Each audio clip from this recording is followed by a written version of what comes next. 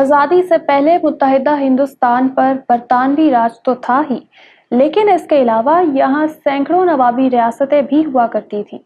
British empire के मातहत चलने वाली इन प्रिंसली स्टेट्स की अपनी करेंसी, अपना इंफ्रास्ट्रक्चर, डाक, निज़ाम कानून, फौज, पुलिस और परचम हुआ करता था। क्या आप जानते हैं कि क़याम पाकिस्तान के बाद कौन कौन सी रियासतों ने हुकूमत पाकिस्तान के साथ इल्हाक किया? अगर नहीं तो आज की वीडियो में मैं आपको ऐसी ही 13 आज़ाद रियासतों के बारे में बताने वाली हूँ। इसके अलावा आपको चंद ऐसी मुसलमान रियासतों के बारे में भी बताया जाएगा जो ना चाहते हुए भी हिंदुस्तान में मर्ज हो गईं। इलेक्शन बॉक्स की इस नई वीडियो में खुश आमदीद और मैं हूँ अथरू बरसा।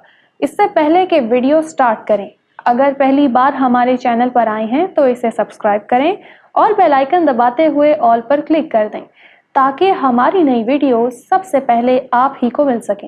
और आप मुझे इंस्टाग्राम पर भी फॉलो कर सकते हैं जिसका लिंक डिस्क्रिप्शन में दिया गया है। बरतानवी साम्राज्य ने एडमिनिस्ट्रेटिव बुनियाद पर हिंदुस्तान को दो हिस्सों में तकसीम कर रखा था। एक था ब्रिटिश इंडिया और दूसरे हिस्से को प्रिंसली स्टेट्स कहा जाता था, जिसमें कई छोटी बड़ी रियासतें और रजवाड़े शामिल थे। आज़ादी से कबल बरे सगीर में 565 छोटी बड़ी जागीरें, रियासतें और रजवाड़े थे, जिनमें 47 रियासतों पर मुसलमान नवाब हुक्मरानी किया करते थे। इससे पहले कि मैं आपको पाकिस्तान में शामिल होने वाली रियासतों के बारे में बताऊं, पहले ये जान लेते हैं कि कौन कौन सी मुसलमान रियासतें फेडरेशन ऑफ पाकिस्तान के साथ इल्हाक चाहती थी, लेकिन भारत ने उनके नवाबों को डरा धमका कर जबरन अपने मुल्क में शामिल करवाया। भारतीय कब्जे में जाने वाली मुस्लिम रियासतों में हैदराबाद, दक्कन, कश्मीर, भोपाल, जूनागढ़, रामपुर, मनादवार, पटौदी, लोहारो, मलीर कोटला और अरकाट शामिल हैं। ब्रिटिश राज की सबसे ज्यादा मालदार और खुशहाल रियासत हैदराबाद दक्कन थी, जिसके हुक्मरान को निज़ाम कहा जाता। हैदराबाद के निज़ाम उस्मान अली खान अपने ज़माने में दुनिया के अमीर तरीन शख्स थे, जिनकी दौलत का तखमीना तकरीबन 250 अरब अमरीकी डॉलर लगाया जाता है। आप निज़ाम ऑफ हैदराबाद दक्कन मीर उस्मान अली खान की दौलत की वुसअत का अंदाज़ा यूँ लगा लें कि उनके पास इतनी ज़्यादा मिकदार में हीरा था कि हीरे से लोडेड सैकड़ों ट्रकों पर ज़्यादा बोझ की वजह से टायरों से हवा निकल गई। हैदराबाद दक्कन के निज़ाम की तुर्क सल्तनत उस्मानिया के शाही खानदान से भी रिश्तेदारियां थीं। निज़ाम दक्कन के बड़े बेटे आज़म जाह की शादी आखिरी उस्मानी तुर्क खलीफा सुल्तान अब्दुल मजीद की साहबजादी शहजादी दुर्रे शहवार से हुई थी। आज़ादी के फौरी बाद निज़ाम ऑफ हैदराबाद ने नौज़ायदा मुमलिकत पाकिस्तान को 35 करोड़ रुपए इमदाद भी दी थी। निज़ाम अपनी रियासत का इल्हाक पाकिस्तान से करना चाहते थे, लेकिन कांग्रेस के कट्टर हिंदू सियासतदानों को ये इल्हाक किसी सूरत में भी काबिल कबूल न था, लिहाजा ऑपरेशन पोलो का आगाज कर दिया गया। निज़ाम की 10,000 फौज के मुकाबले में 50,000 भारतीय फौजी 1 लाख रजाकारों और भारतीय असलहे के साथ हैदराबाद दक्कन पर चढ़ दौड़े और फिर 17 सितंबर 1948 के रोज सकूत हैदराबाद दक्कन हो गया। निज़ाम ऑफ हैदराबाद दक्कन के वजीर आज़म मीर लाइक अली मुस्ताफ़ी हो गए और जबरन ये रियासत भारत में शामिल हो गई। दोस्तों, अगर आज की बात करें तो हैदराबाद दक्कन इस वक्त इंडिया का चौथा बड़ा शहर है। हैदराबाद पर गासिबाना कब्जे के बाद पंडित जवाहरलाल नेहरू और सरदार वल्लभ भाई पटेल की नज़र रियासत जूनागढ़ पर जमी हुई थी। काठियावाड़ रीजन में वाक़या रियासत जूनागढ़ 3,500 किलोमीटर पर मुश्तमिल थी। 80% आबादी हिंदू थी, लेकिन यहाँ के मुसलमान हुक्मरान नवाब मोहब्बत खान जी ने भारत के बजाय पाकिस्तान में जम होने का फैसला किया। याद रहे कि उस वक्त जूनागढ़ स्टेट के दीवान यानी वजीर आज़म सर शाहनवाज भुट्टो हुआ करते थे। पाकिस्तान पीपल्स पार्टी के बानी जुल्फ़िकार अली भुट्टो इन्हीं शाहनवाज भुट्टो के साहबजादे हैं। रियासत जूनागढ़ की पाकिस्तान से 1 इंच सरहद भी नहीं मिलती थी। इसके एक हिस्से पर बहरा अरब, जबकि बाकी सरहदें भारत के साथ मिलती थी। हैदराबाद दक्कन की तरह इस स्टेट पर भी इंडिया ने कब्जा कर लिया। وزیر اعظم پاکستان لیاقت علی خان نے بھارت کے ناجائز قبضے کی شدید الفاظ میں مذمت کی تو دوسری طرف پنڈت جواہر لال نہرو نے انڈین فورسز ہٹانے سے انکار کر دیا۔ اسی ریاست میں ریفرینڈم ہوا۔ فوج کے زیر انتظام ریفرینڈم میں عوام کی اکثریت نے انڈیا کے حق میں ووٹ کاسٹ کیا اور یوں جوناگڑھ اسٹیٹ بھی انڈیا کے ہاتھوں میں چلی گئی۔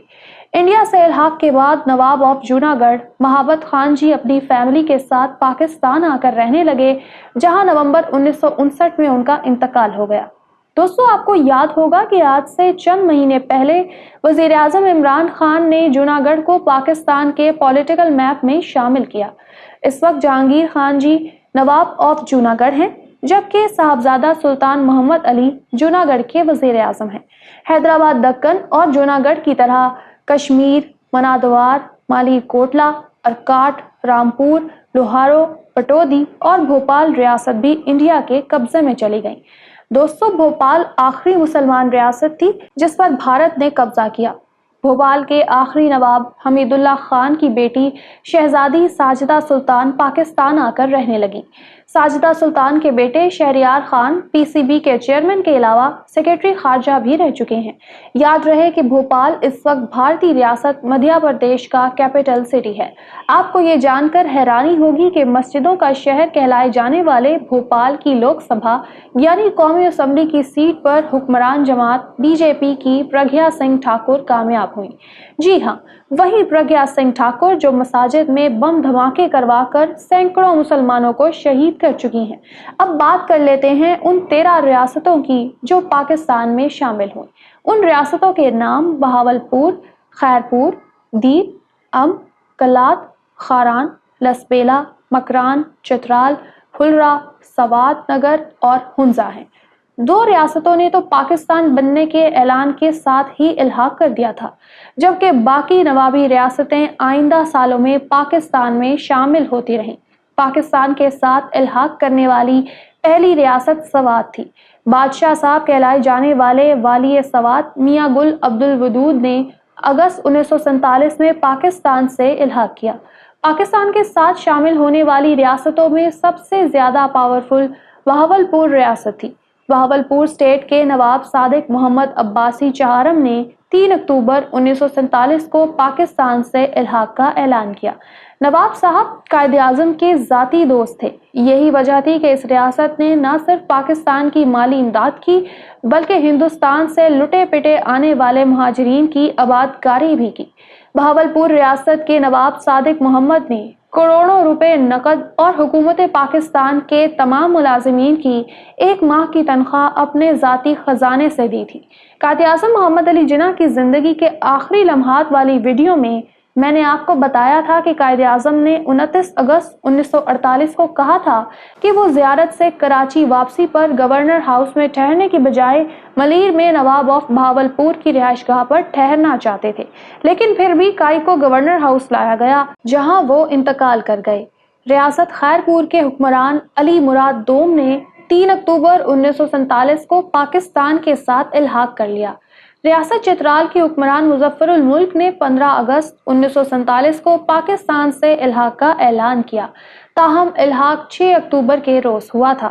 3 نومبر 1947 کو ہنزا ریاست کے میر نواب محمد جمال خان نے محمد علی جناح کو ایک تار بھیج کر پاکستان میں شامل ہونے کی خواہش کا اظہار کیا، اور یوں 18 نومبر 1947 کو ہنزا ریاست باقاعدہ طور پر پاکستان میں شامل ہو گئی۔